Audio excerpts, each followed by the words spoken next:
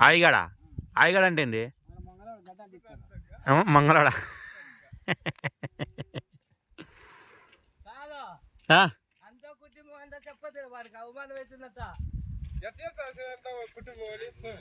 అంత కుటుంబమా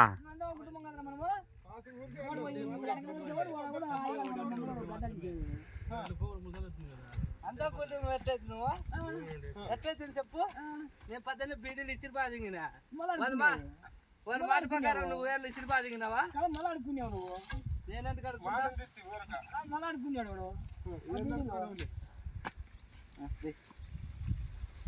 వాళ్ళకి మానం పోతుందంట నువ్వు అట్లా అంటే వాళ్ళకి మానం పోతుందంట నువ్వు అంటే అంత కుటుంబం